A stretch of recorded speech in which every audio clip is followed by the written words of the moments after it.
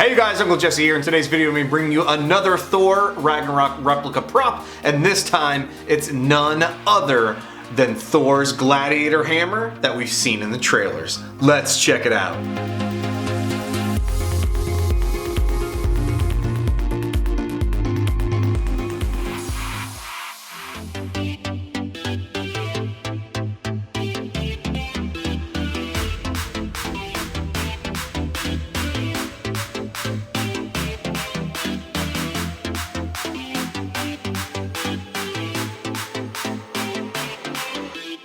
Alright, so I have all of the pieces printed here. This is the end cap. These are the grip pieces. This is the under portion, the cone piece that goes underneath the actual hammer club head. And then this is the actual club head all in one piece. I've removed all the supports from this. I do need to do a little bit of cleanup here on the sides. But what I'm going to do right now is take this PVC pipe. This is a 3 4/4 inch PVC pipe that I picked up at Lowe's for like $2, $2.25. That works perfectly for this piece. It slides perfectly inside of here. I'll have to put something on the inside, maybe some super glue or I don't know what exactly to keep it from moving, but this will work perfectly. So what I'm trying to do is I've got some reference photos printed out here that I'll be using to actually, when I go to paint this and spray paint it or actually battle damage it up and grime it all up.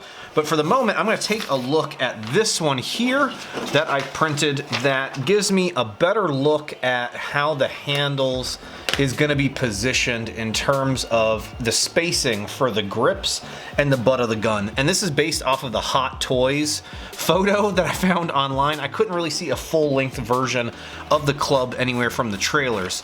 So what I'm gonna do is basically just start sliding these pieces on and more or less recreate how this is going to be assembled to work out the positioning. And then I've got a Sharpie that I'm going to use to mark off the positions here for this. So here is again my photo here. So I'm just going to now that I've got this in position and this is all the way in, I'm gonna take this, slide it up here. It looks like there's about maybe 2 to 3 inches of space there. So about this is where I'm looking for the club. And then I'm getting about 1 inch here at the end. So what I'm gonna do is just make some marker positions here where I'm gonna want to cut this. So what I'm gonna do is just really look at the end piece, marking with my Sharpie, a mark here where I'm gonna cut this, and then I'm gonna take a saw and basically just cut the end piece off. I actually might have enough PVC pipe here that I could print another one of these and yeah, have 2 of them if I really wanted to. So let's get this cut and then on to painting.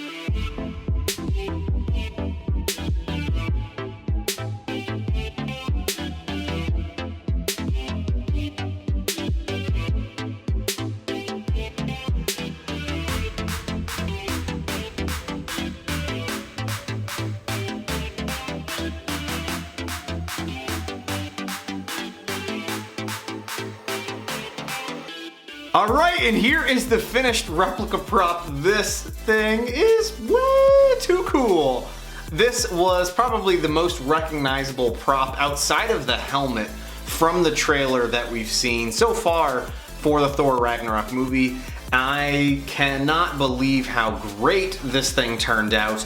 This was actually provided, it was modeled and provided by a subscriber. Someone reached out to me and asked if I'd be interested in printing a model that they were working on for this Gladiator hammer that we've seen in the trailers, and I said sure, I'll take a look at it, and it's actually really badass. This was created by Matthew Sartori, and he is going to be providing these over on my mini factory and maybe Thingiverse in the upcoming days here. So as soon as those are posted, I'll be sharing links to these where you can download and print them yourself. The top portion of the mallet took, I think, about 45 hours to print.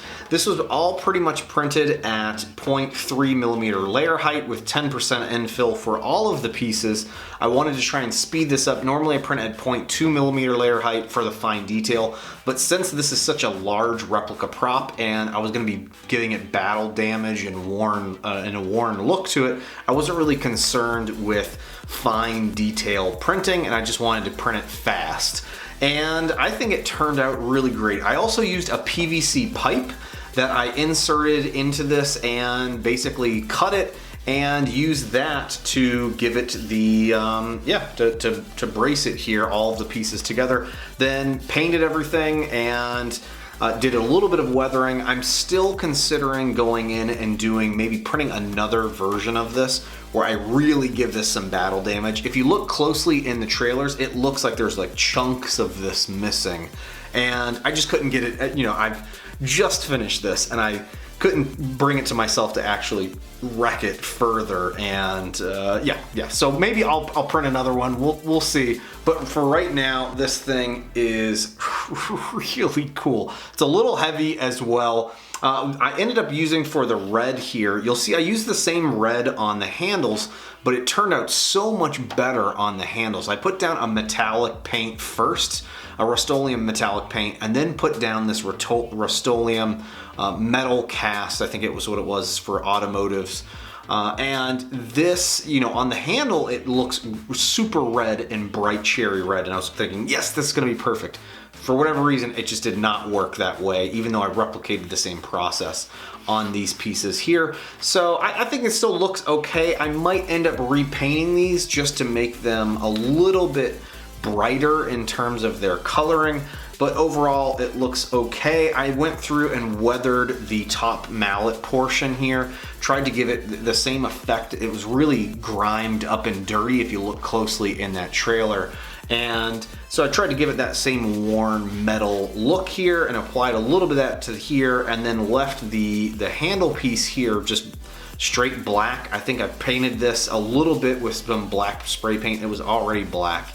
And all in all, I think this came out great. Oh, by the way, I just used some super glue, just took some tape, wrapped it around the pipe, then used some super glue to put it in place. It's working okay for the moment. I've got to figure out a better solution for this. I'll probably use something a little bit stronger than super glue to actually keep it really tightly secured in place, because I don't really want this moving around, especially if I'm not swinging it around, but bringing it with me to conventions, and I don't want the pipe to come flying out while I'm showing it to people or just goofing around in my Thor Ragnarok cosplay. That will eventually happen, I'm sure, I'm positive.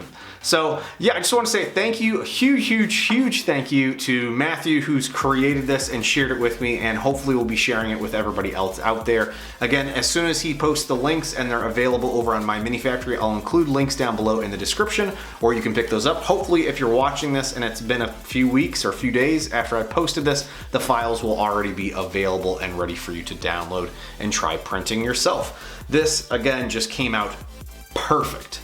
Also, just quick comparison for those if you're interested. Here is the Ragnarok sword that I printed compared to the hammer here and the Gladiator hammer, and they're kind of comparable in size. Maybe the hammer is just a little bit shorter by a few inches, but both are going to be really kick-ass to have on display once I have this all said and done, basically. So I'll probably have these on display somewhere back here, hanging, or I don't know, on a shelf here that I'm trying to figure out exactly what I'm gonna put back there. I'll also be at the New York Maker Faire later next week, so if you're there, make sure to try and find me, and love to say hi and say thanks for watching and subscribing. Also, in the upcoming weeks, I'll also be heading over to New York Comic Con, and stay tuned as I will be continuing to progress or document my progress on my cosplay build. Right now, I'm in the process of actually taking some foam templates and making the actual whole chest piece out of foam, which is very interesting. So I'll be providing some videos on that whole bit once I get a little bit further along with it. So I just want to say thanks again for watching, you guys. Make sure you like, subscribe, all that crazy stuff. Let me know down in the comments what you think of this huge Gladiator hammer. And yeah, if you're interested in again printing one of your own, there'll hopefully be links down below pretty soon. So thanks again for watching, you guys, and I'll see you next time. Bye now. Random side note, I'm looking to start trying to produce some maker coins, Uncle Jesse maker coins, that are kind of in a shape of a Thor hammer. So we'll see how that progresses. Yeah, we'll see how that goes. Hopefully I'll have some in time printed for New York Maker Faire. See you guys. Bye now.